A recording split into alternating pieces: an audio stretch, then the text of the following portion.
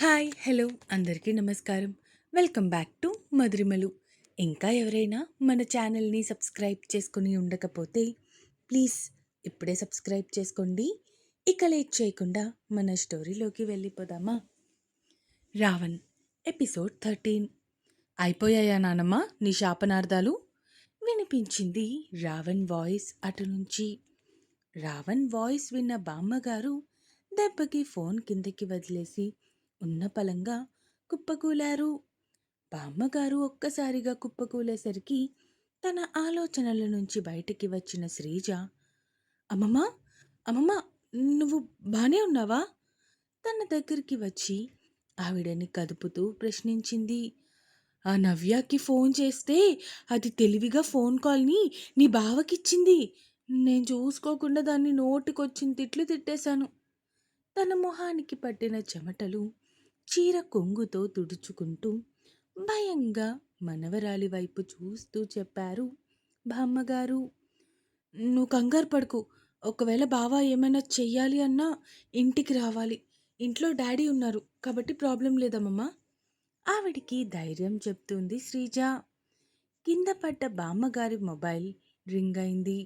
Screen మీద రామ్ అన్న పేరు కనిపిస్తూ ఉంటే భయంతో బామ్మ మనవరాలు కాలు చేతులు వణికిపోతున్నాయి. ఆ ఫోన్ మోగి మోగి అలానే కట్ అయిపోయింది. అమ్మమ్మ ఎంత పని చేసావమ్మమ్మ. ఈరోజు మనకి చావు పక్కా. పోనీ వెళ్ళి ఆ నవ్యాన్ని అడ్డం పెట్టుకొని తప్పించుకుందాం అనుకున్నా కూడా అది ఎక్కడుందో కూడా తెలిసి చావడం లేదు. ఇప్పుడేం చేయాలి? సతమతమైపోతుంది శ్రీజ.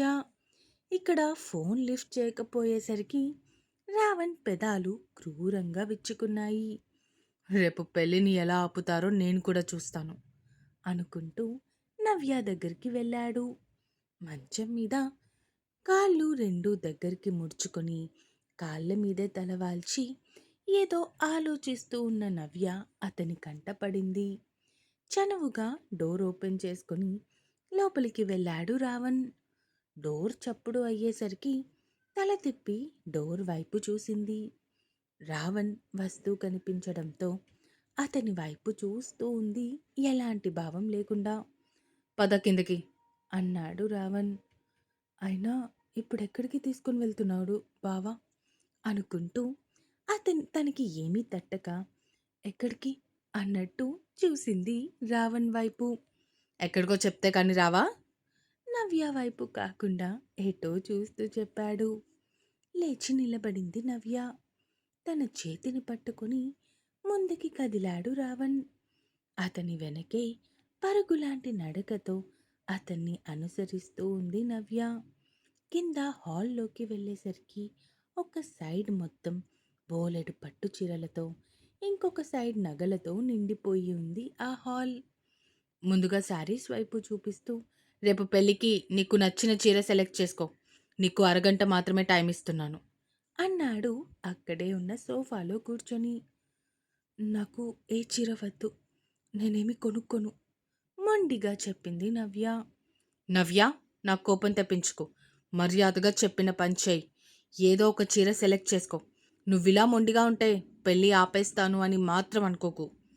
ఎట్టి పరిస్థితుల్లోనూ 6 100 100 6 ఈ పెళ్ళి ఆపడం ఎవ్వరి తరం కాదు అన్నాడు రావణ్. అంటే ఏంటి ఇతని ఉద్దేశం? కట్టుకునే బట్టల్లో, వేసుకునే నగల్లో నా అంగీకారం ఉంటే సరిపోతుందా?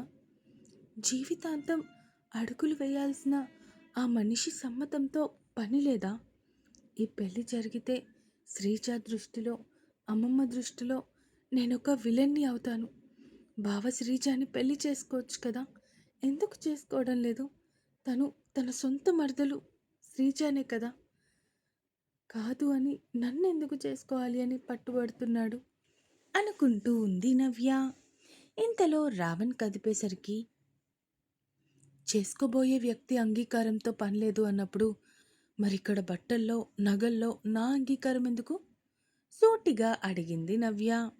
అప్పటికే రావణ్ కళ్ళు కోపంతో ఎరుపెక్కడం నవ్య దృష్టికి చేరలేదు.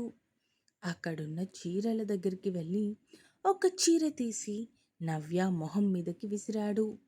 అతనికి ఇవ్వాల్సిన డబ్బులు ఇచ్చేసి 2 నిమిషాల్లో ఇక్కడి నుంచి ఖాళీ చేసి వెళ్ళిపోవాలి. హుకుం జారీ చేశాడు. అలాగే జ్యువెలరీ వైపు వెళ్ళి ఒక డైమండ్ నెక్లెస్ సెట్ తీసి అది నవ్య చేతిని చాపి ఆ చేతిలో పెట్టి అతనికి ఇవ్వాల్సిన డబ్బులు కూడా ఇచ్చేసి అతన్ని కూడా పంపించేశాడు. అంతా కూడా ఒక బొమ్మలా నిలబడి చూస్తూ ఉంది నవ్య. అందరూ వెళ్ళిపోయారు. అక్కడ కేవలం నవ్య, రావణ్ మాత్రమే ఉన్నారు. వంట చేసే ఆ వంట మనిషి, ఆమె కొడుకు కూడా అక్కడి నుంచి వెళ్ళిపోయారు వెనుక ఉన్న అవుట్ హౌస్లోకి. ఇప్పుడు చెప్పు, ఏంటి నీ బాధ? ఎందుకు నీకు నన్ను పెళ్లి చేసుకోవడం ఇష్టం లేదు? సూటిగా నవ్య వైపు చూస్తూ అడిగాడు.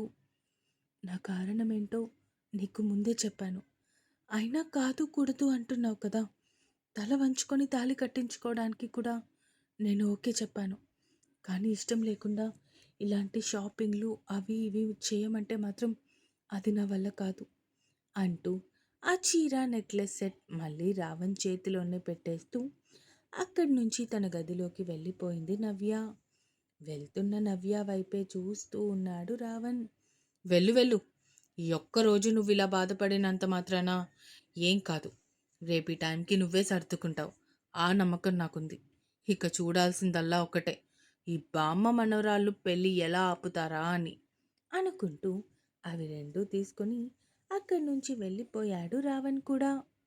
ఇక్కడ బామ్మ మనవరాలు మాత్రం తెగ ఆలోచిస్తూ ఉన్నారు ఏం చెయ్యాలో అని.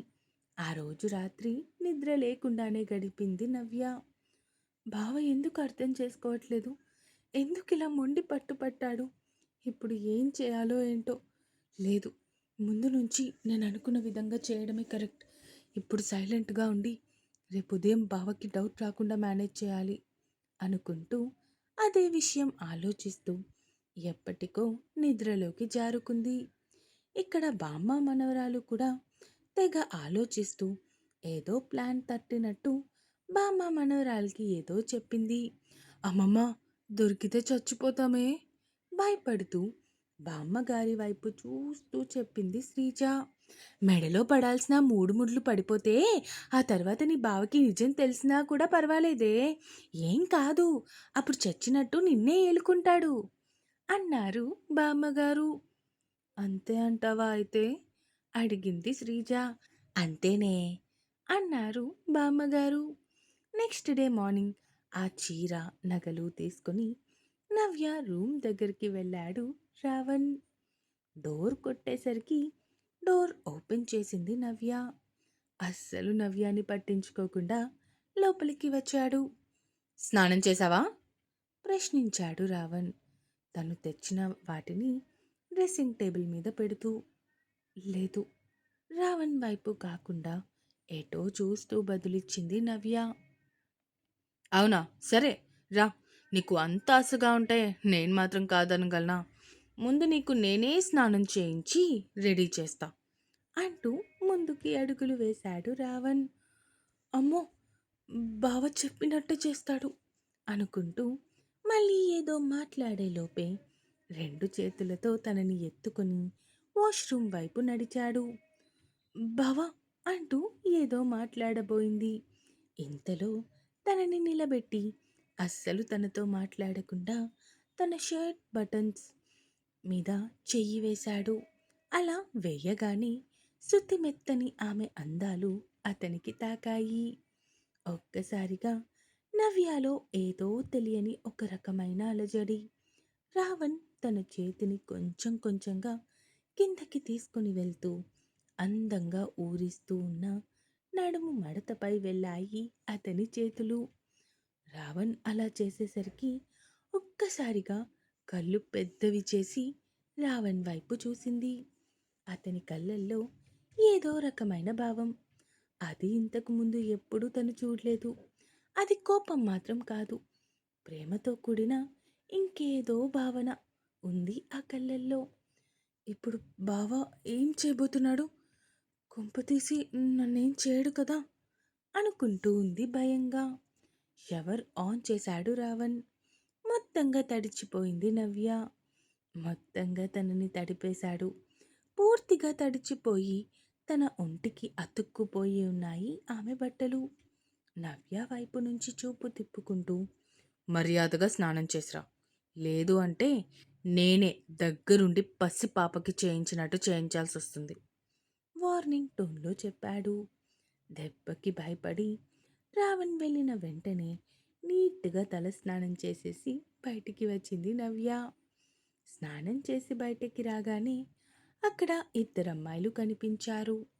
మేడం, మీరు ఫాస్ట్‌గా బ్లౌజ్ ఇంకా శారీ పెట్టికోట్ వేసుకుంటే మేము చీర కడతాము అన్నారు వాళ్ళు కొంచెం భయంగానే.